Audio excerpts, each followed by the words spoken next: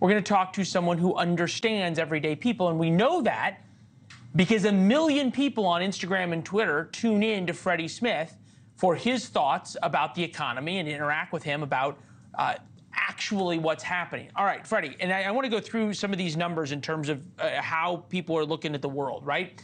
50+% say we're in a recession. 50+% think that the S&P 500 was down last year. It was not. It was up this year. 58% say the economy is getting worse. That's kind of sort of objective, but at the same time, it's not. By all objective measures, it's getting better. People keep feeling worse. Why is that? I think it depends on the age of that study that was done or that poll that was done, because I think we're kind of living in two separate economies, if you will. Because if you're somebody who's over 60 years old, and this is what I'm seeing a lot, if your house is paid off and you don't have a big housing burden, if you have a $400,000 home and you have just property taxes and homeowner insurance for $600 a month, that is significantly better than a millennial or Gen Zer spending $2,500 for rent or $3,600 for a mortgage. So the housing's eating a lot of people's income. So I think people under 40 are really feeling the stress about the economy, saying it's not good because housing's up, college is up, daycare is through the roof.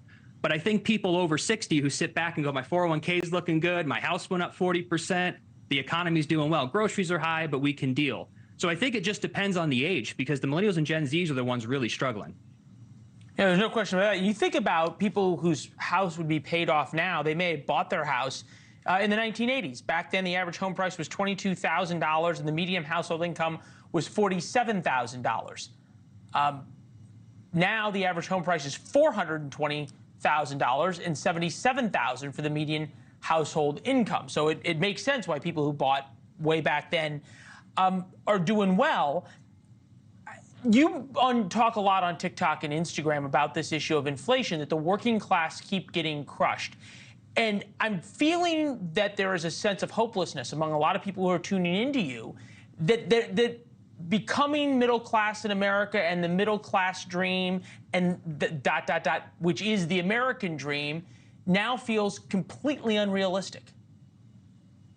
It really does, and that's why we're trying to bring hope. We're trying to find solutions, but this all just happened within the last 3 years. Well, when it comes to helping people out, it's working on a budget, working on a plan, it's paying off your debt, working a second job if you have to, and ultimately staying educated. Because we have to stay up on what's happening in the country right now so that we can get ahead. But we got to cut the millennials and Gen Z some slack, because this isn't ordinary. They are moving the goalposts so quickly on the middle class because of the housing. Even the slide you just brought up, someone making $77,000 cannot qualify for a $400,000 home.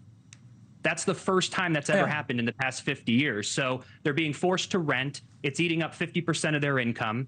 So we just have to get people out of debt, working on skills, being educated, and really trying to raise their income, because that's going to be the quickest way. Holding your breath for the government to do something is not the first plan. That's like number 3. We have to do what we can individually first. Thanks for watching. Go to joinnn.com to find NewsNation on your television provider.